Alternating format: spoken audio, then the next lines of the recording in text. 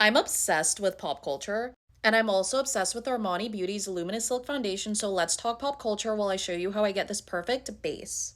Let's talk about the 2010s because that era was iconic for pop culture and pop music. Award shows were at their peak, streaming services were starting to take over, the pop girls were pop girling. I still remember where I was when I heard Lord's debut album, and to think that 12 years later it's still so relevant that Ribs is currently going viral.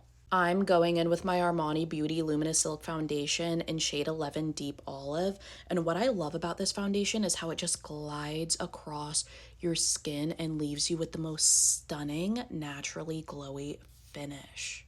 One of the biggest acts of the 2010s was One Direction. The other day, I was trying to explain to my boyfriend how huge they were to the point that when Zayn left the band, chaos ensued.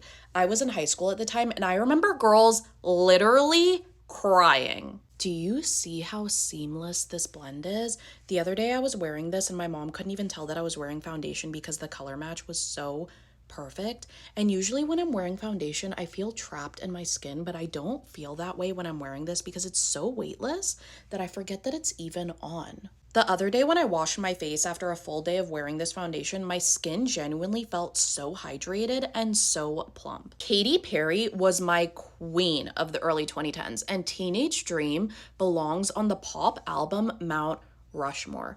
Thinking about you going viral has made me so happy because that's always been my favorite underrated Katy Perry song.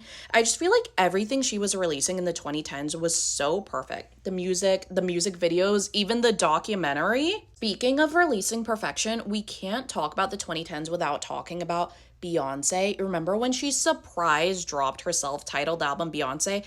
That was unheard of at that time to surprise drop something like that without any promotion, but yet I still remember where I was when it happened, and I definitely remember where I was when I heard Partition for the first time because that is a song. As much as I love the 2010s, I do have to give props to the 2020s because we've gotten some gems such as Euphoria, which gave us Sydney Sweeney, Alexa Demie, Zendaya, even though Zendaya is from the 2010s, but still Zendaya and Euphoria. The it girl that Sydney Sweeney is, especially after serving 2010s rom-com nostalgia with Anyone But You, I can't wait to see what she does next. Do you see how flawless this finish is? I feel airbrushed.